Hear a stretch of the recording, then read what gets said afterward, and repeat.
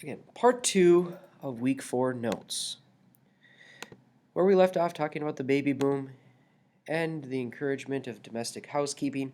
We see also the rise of consumerism.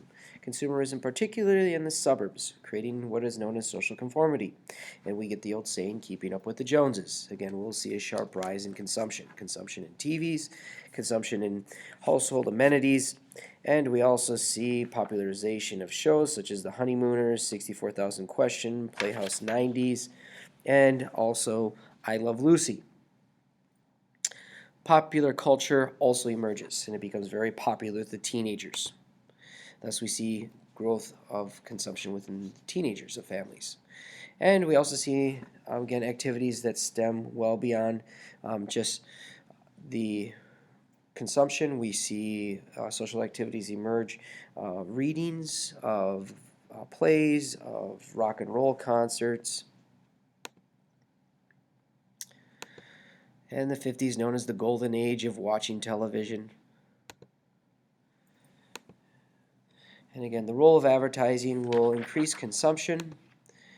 The nature of programming will reflect the ideology of a two-parent, husband and wife household during the 1950s.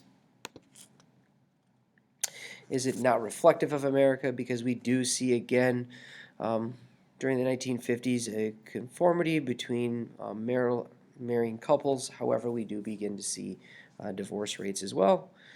And materialism will have diverse effects.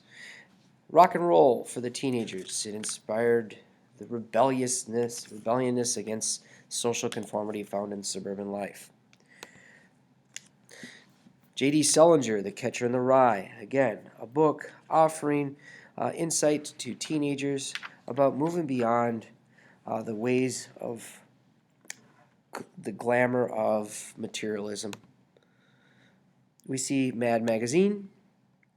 We see films, as you see right here, the picture on the left with James Dean, who starred in Rebel Without a Cause. And we also see various icons. Are there concerns? Next, we'll look at Voices of Dissent. Voices of Dissent, we'll first start with taking a look at the landmark decision of Brown versus the Board. Brown versus the Board in 1952 took place in Topeka, Kansas, where they overturned Plessy versus Ferguson, where they ruled separate but equal was unconstitutional, thus desegregating schools. The first 9 to integrate into a desegregated school is known as the Little Rock Nine. The Little Rock Nine again complied with the Brown decision to desegregate. A National Guard had escorted the students in under the protection of U.S. soldiers with fixed bayonets, and they finally entered what is known as Central High. During this time, we also see Montgomery bus boycott. Again, this will be headed by the MIA. The Montgomery bus boycott was a huge success. Again, this was began what is known as the movement towards civil rights. The bus boycotts, again, led by the Montgomery Improvement Association. The Montgomery Improvement Association spokesperson was Martin Luther King Jr. Martin Luther King Jr. was seen as an inspirational force, unifying this movement to boycott against businesses that did not allow African Americans in the institutions. Again, we'll see the segregation laws seen as unconstitutional, and this leading to the Civil Rights Act of 1957. I apologize, that should read 1957.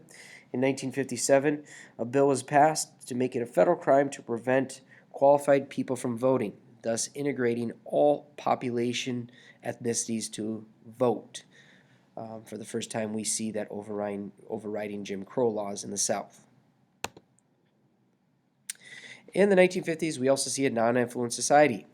Agricultural falls dramatically, thus pushing farmers to urban areas, so we see a mass migration of people leaving the farm industry. We also see during this time the growth of commercial farms, again, large corporations controlling commercial farms, thus moving small farmers off their plot of land and becoming urbanites. In 1960, we see also the growth of poverty. because again, the movement to the city did not increase the economic conditions, and thus by 1960, historians have recorded that were 20 million people that were poverty dwellers in the city. And we do see increased discrimination of African Americans and other minority groups within cities. However, this did have an adverse effect, and that is a sense of community. And that sense of community often was tied together with a hearth, which is, in this case, the church or other local gatherings. In review, make sure that you look through the following questions and have clear understanding before you begin this week's activity.